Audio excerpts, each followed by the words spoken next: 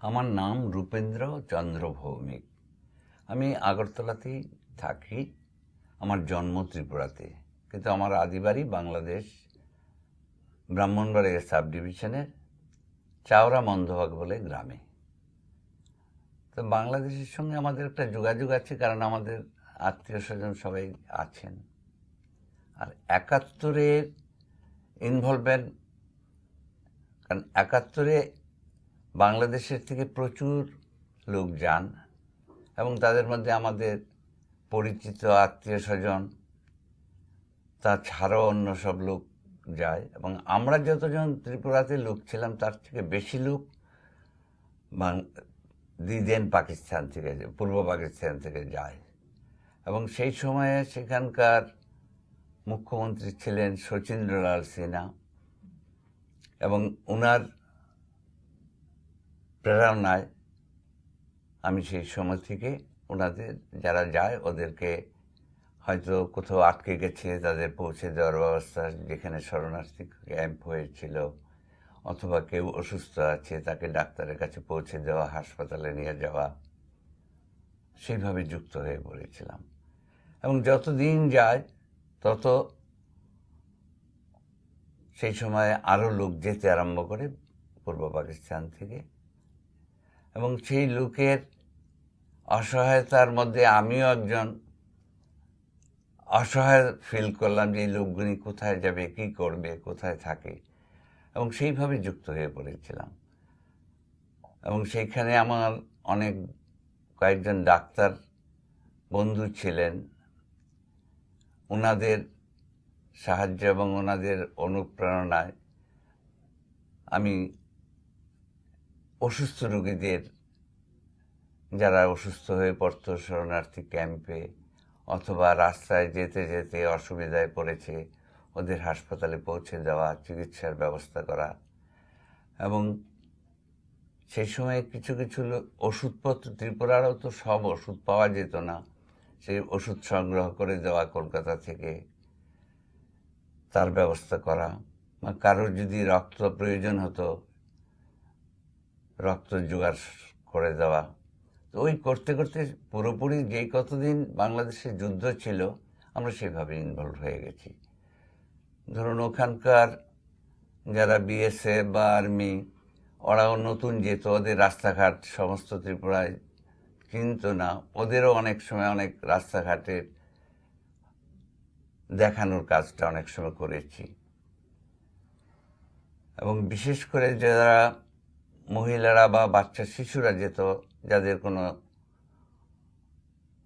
পরিচিত নেই, তাদের হয়তো ভারতবর্ষে অন্যান্য জায়গায় লোকজন পরিচিত আছে, তাদের সঙ্গে যোগাযোগের ব্যবস্থা করে দেওয়া, এবং সাময়িক তাদের থাকার ব্যবস্থা করার জন্য সরকারের যে সমস্ত ক্যাম্পগুলি ছিল সেখানে পৌঁছে দেওয়ার ব্যবস্থা করত। সেই সময় আমার একটি বন্ধুর বাবা ছিলেন অ্যাডিশনাল ডিস্ট্রিক্ট ম্যাজিস্ট্রেট। উনি সরকারিভাবে হয়তো সবটা কাজ খবর পেতেন না, সেইগুলিতে আমাকে উনি বলেছিলেন যে তুমি একটু আমাদের হয়ে কাজ করে দাও, যে কোথায় লোকজন হঠাৎ করে এসে গেল, এবং তাদের গাড়ির ব্যবস্থা করে তাদের পৌঁছে দেওয়া, রাস্তায় ওদের খাবার ব্যবস্থা করা দেওয়া। ওইভাবে আস্তে আস্তে যতদিন যুদ্ধ ছিল তার সঙ্গে সঙ্গে যতটা পারা যায়, আমরা তো ডাইরেক্ট যুদ্ধের সঙ্গে ইনভলভ হতে পারিনি, আমরা আমাদের আনুষঙ্গিক যে সমস্ত অসহায় লোকদের পাশে দাঁড়ানোর কাজটি মূলত করেছি।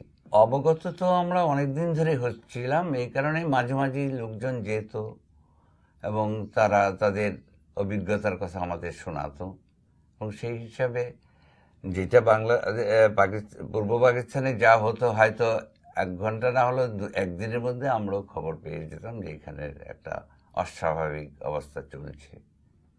আগরতলার সঙ্গে যোগাযোগ সাংঘাতিক রকম, কারণ একই রকম ভাষা, এবং বেশিরভাগ লোকই বাংলাদেশ বা পূর্ব পাকিস্তান থেকে ওখানে সেটেলড হয়েছে। কারণ সেইখানে লোক আর আপনাদের বাংলাদেশের লোকের কোনো পার্থক্য তো নেই, ভাষা, খাওয়া, চলাফেরা সব একই রকম। এবং সেই হিসেবে আমরা মনে করি আমাদেরই লোক, এবং আমাদের লোক হিসেবে আমরা ইনভলভ হয়ে গেছিলাম। ওই রকম একটা পরিস্থিতিতে তখন না দেখলে তো ভাবা যায় না সেই সময়ের কথা। কাজেই আপনার হয়তো রিয়েলাইজেশন হবে না যে কী অবস্থা ছিল। যারা এখানে ধরুন কোনোদিন কোনো কাজ করেনি বা অবস্থাপন্ন লোক সেই রাস্তায় হেঁটে যাচ্ছে, যেতে পারছে না, রিক্সা থেকে নামছে, রিক্সা ভাড়া দিতে পারছে না, মানে অনেক রকমভাবে অসুবিধায় পড়েছে।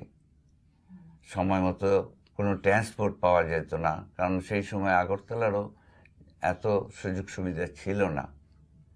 কিন্তু সেই সুযোগ সুবিধার মধ্যেই আমরা যতটা পেরেছি আমাদের সরকার এবং জনসাধারণ এগিয়ে এসছে। সেখানে সেই সময় কোনো বাড়িতেই নেই যে 2-4 জন বাড়িতে থাকেনি। এই সম্মাননাটা তো এটা ভাবা যায়নি, ভাবা ছাড়া হঠাৎ করে পেয়ে গেলাম। কারণ এই সম্মাননাটা পাবো বলেই তো আর কাজ করিনি। সেই সময় কাজ করেছি, ধরেন সেই সময় আমাদেরও বয়স কম ছিল, কাজ করেছি এবং তার প্রতিফলন যে 40-42 বছর বাদে আপনারা রেখেছেন বা ভারতবর্ষে আমরা থাকি, আপনারা বাংলাদেশ থেকে আমাদের নিমন্ত্রণ করে এনেছেন এবং সেটা ভাবা যায় না। অনুভূতি এক কথায় বলা যাবে না। অনুভূতি মনে প্রাণে আমার সমস্তটাই একটা শিহরণের মতো অনুভূতি, যে এবং আমাকে অনেক দিন পেছনে আবার পৌঁছে দিয়েছে।